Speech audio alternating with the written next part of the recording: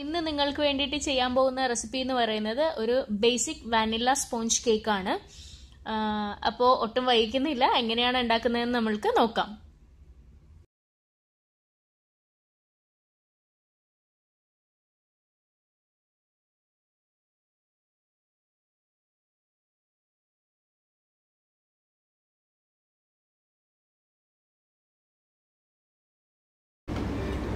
ഇപ്പോൾ ഇതാ ഞാൻ അടയ്ക്കുന്നുണ്ട്. ഇനി ഇത് ഒരു 10 മിനിറ്റിൽ 190 ഡിഗ്രിയിൽ ഹീറ്റ് ചെയ്യാം. ആദ്യം വേണ്ടത് മൈദയാണ്. ഞാനിവിടെ 1 കപ്പ് മൈദ എടുത്തിട്ടുണ്ട്. രണ്ടാമത് വേണ്ടത് പൊടിച്ച പഞ്ചസാരയാണ്.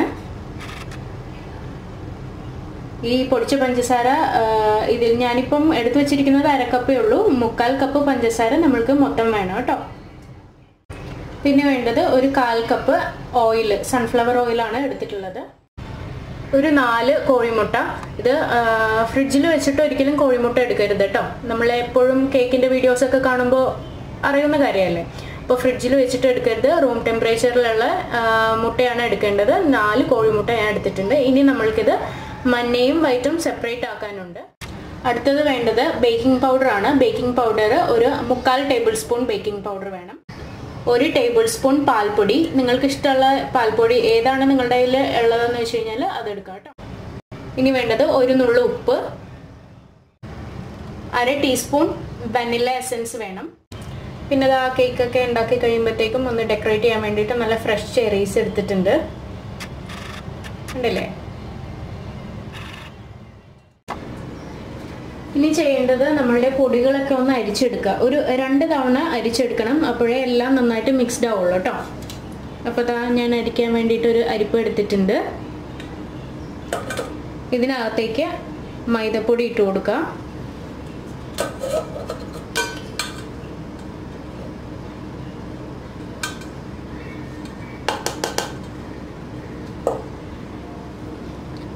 പാൽപ്പൊടി ഇട്ട് കൊടുക്കാം. ഉപ്പിട്ട് കൊടുക്കുക. പിന്നെ നമ്മളുടെ ബേക്കിംഗ് പൗഡർ ഒരു 1/4 ടേബിൾ സ്പൂൺ.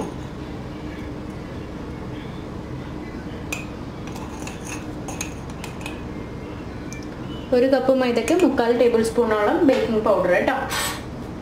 ഇനി ഇത് നന്നായിട്ട് 2 തവണ അരിച്ചെടുക്കുക. 1 തവണ അരിച്ചു കഴിഞ്ഞു. ഇനി 2ാമത്തെ തവണ അരിക്കാൻ വേണ്ടി പോവുകയാണ്. ഇത് ചെയ്യുമ്പോഴത്തേക്കും നിങ്ങൾ ശ്രദ്ധിക്കേണ്ട എന്താണെന്ന് വെച്ച് കഴിഞ്ഞാൽ ഒട്ടും നമ്മൾ ഈ എടുക്കുന്ന ബൗളിൽ അല്ലെങ്കിൽ നമ്മൾ അരിക്കുന്ന അരിപ്പയിലൊന്നും ഒട്ടും വെള്ളം പാടില്ല. ഒരംശം പോലും വെള്ളം പാടില്ല കേട്ടോ. അപ്പോൾ ഇതാ അരിച്ചെടുത്തിട്ടുണ്ട് കേട്ടോ 2 തവണ. അപ്പോൾ രണ്ടും സെപ്പറേറ്റ് ആക്കാം. കൈയൊക്കെ നല്ല ക്ലീൻ ആയിരിക്കണം കേട്ടോ. ഞാൻ നന്നായിട്ട് കൈയൊക്കെ കഴുകി നല്ല ഡ്രൈ ആയിട്ടിരിക്കുകയാണ് ഇപ്പോൾ കൈ. എന്നിട്ട് മഞ്ഞ ഇതിൽ നിന്ന് എടുക്കുക.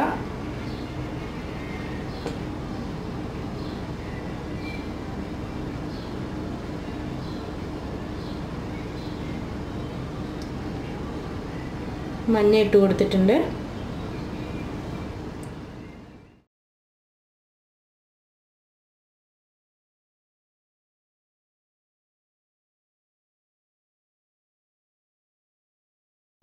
കാൽ ടീസ്പൂൺ വാനില എസൻസ് ഇട്ട് കൊടുത്തിട്ടുണ്ട്. ഇനി ഇത് പയ്യെ ഒന്ന് ബീറ്റ് ചെയ്തെടുക്കാം. ബീറ്ററൊക്കെ ശ്രദ്ധിക്കുക കേട്ടോ, ഒട്ടും വെള്ളം പാടില്ല കേട്ടോ ഇതിലൊന്നും. അപ്പോൾ ഒന്ന് ഇത് പത വരണ വരെ ബീറ്റ് ചെയ്ത് കൊടുക്കാം.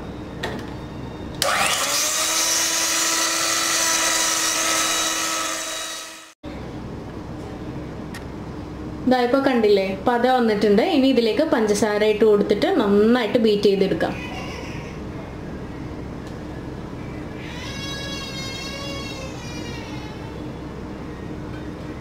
കുറച്ച് പഞ്ചസാര ഇട്ടിട്ട് ബീറ്റ് ചെയ്തിരുന്നു കേട്ടോ.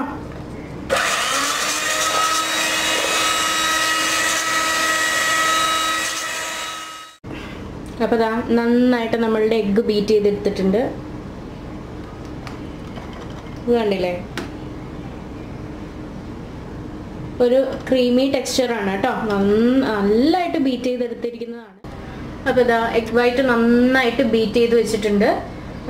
ഇനി നമ്മൾക്ക് അടുത്തത് എഗ് യോക്കാണ് ചെയ്യേണ്ടത്. ബീറ്റ് ചെയ്യേണ്ടത് നമ്മളുടെ മുട്ടയുടെ മഞ്ഞയാണ് ചെയ്യേണ്ടത്.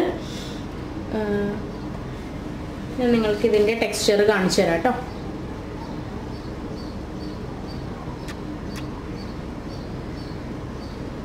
കണ്ടില്ലേ?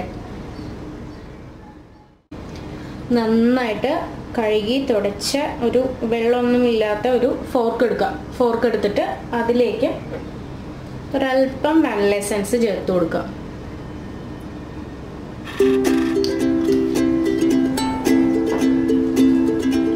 എന്നിട്ട് ഇതൊന്ന് അടിച്ചു കൊടുക്കുക.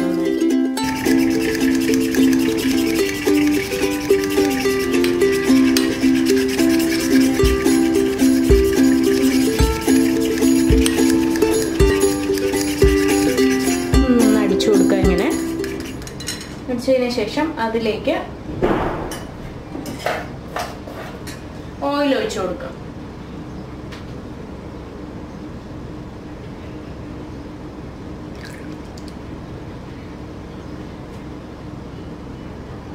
ഇനി പാല് ചേർത്ത് കൊടുക്കാം.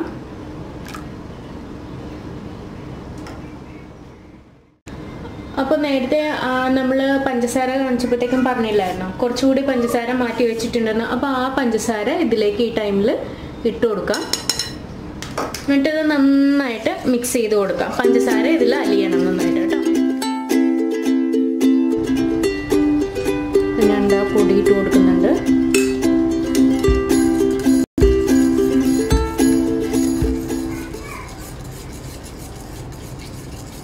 ഇനി ഒന്നത് അതിൽ ഡൈല്യൂട്ട് ആവും വരെ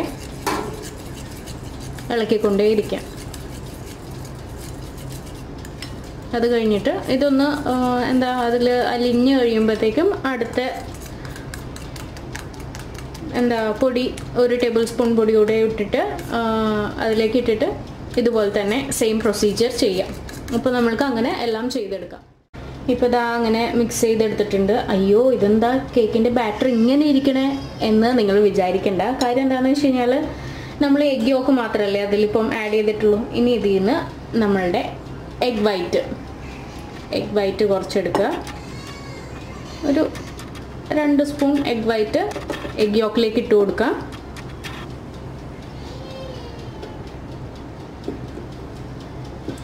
എന്നിട്ട് ഇത് ബീറ്റ് ചെയ്യാൻ പാടില്ല. നമ്മൾ ഒന്നിങ്ങനെ ഇതുപോലെ ഒന്ന് ചുറ്റിച്ച് എടുക്കാനേ പാടുള്ളൂ. ഇല്ലെങ്കിൽ എന്താ പറയുക ഒരു ഫോം വന്നിരിക്കുന്നില്ലേ അതങ്ങ് പോയാൽ കേക്ക് കൊളാവും. അപ്പോൾ അതുകൊണ്ടിട്ട് പയ്യെ ഇങ്ങനെ തിരിച്ച് കൊടുക്കാം കേട്ടോ. ഇങ്ങനെ ട്വിസ്റ്റ് ചെയ്തിട്ട് വേണം നമ്മൾ ഈ ബാറ്ററിൽ ചെയ്യാൻ വേണ്ടിയിട്ട്.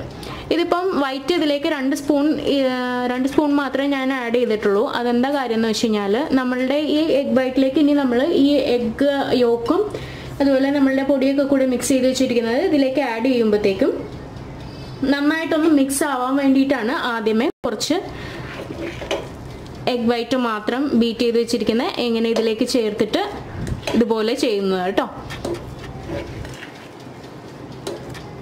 അപ്പം നമ്മൾക്ക് അങ്ങനെ ചെയ്ത് കൊടുത്തിട്ട് കണ്ടില്ലേ ഇപ്പോൾ ഒന്ന് എന്താ പറയുക കുറച്ച് ലൂസായി തുടങ്ങിയിട്ടുണ്ട് ബാറ്റർ.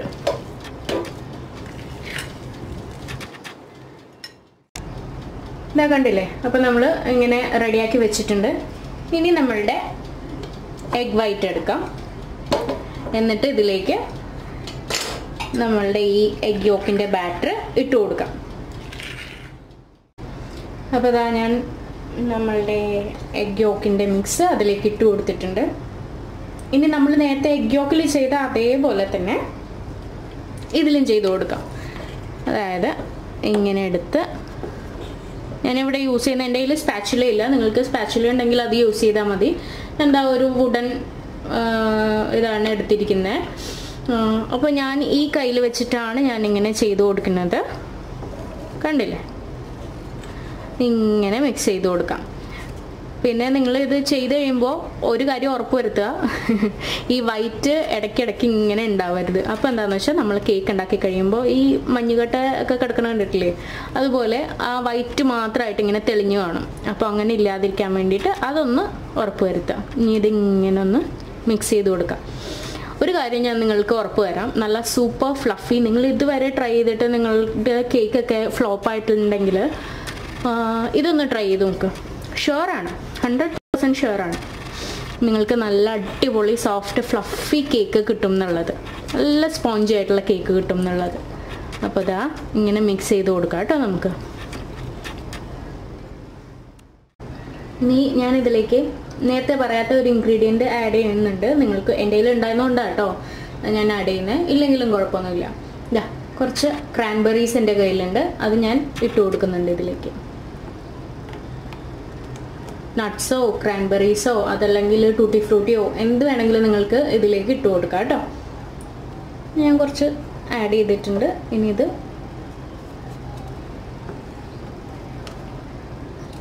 ഇങ്ങനെ ഇളക്കി കൊടുക്കുക.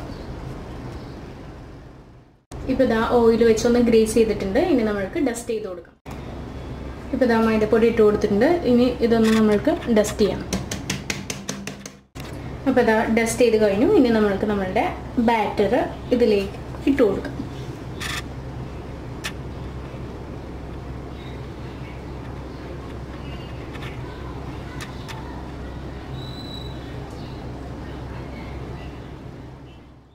അപ്പോൾ അത് ബാറ്ററി ഇതിലേക്ക് മാറ്റി കഴിഞ്ഞിട്ടുണ്ടെല്ലാം.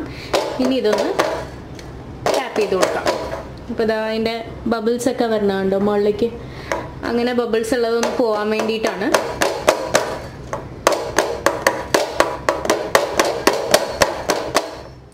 അപ്പോൾ OTG നമ്മൾ പ്രീ ഹീറ്റ് ചെയ്തിട്ടുണ്ടായിരുന്നല്ലോ 10 മിനിറ്റ്സ്. ഇനി ഇതിലേക്ക് നമ്മൾക്ക് വെച്ച് കൊടുക്കാം.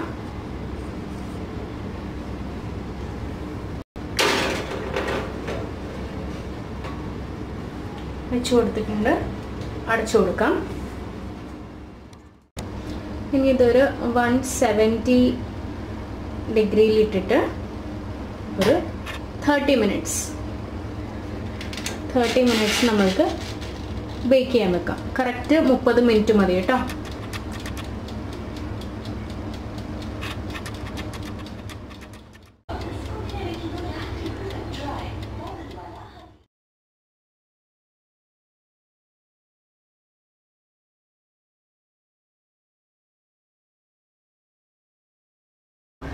അപ്പോൾ ഞാൻ കട്ട് ചെയ്യുമ്പോഴത്തേക്കും നിങ്ങൾക്ക് അതിൻ്റെ ആ അകത്തുള്ള ഒരു ഫ്ലഫി ഫോം ഞാൻ കാണിച്ചു തരാം. നല്ല സോഫ്റ്റ് ആയിട്ട് നല്ല സ്പോഞ്ചി ആയിട്ടുള്ള ഇത് ഞാൻ കാണിച്ചു തരാം, ആ ഒരു ടെക്സ്ചർ. ഇപ്പോൾ ഇതാ പുറത്തുനിന്ന് ഞാൻ കാണിച്ചു തരാം, ഒന്ന് തൊട്ട് കാണിച്ചു തരാം. കണ്ടില്ലേ?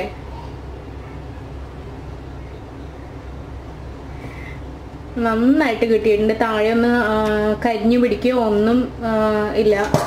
ഇത് കണ്ടില്ലേ?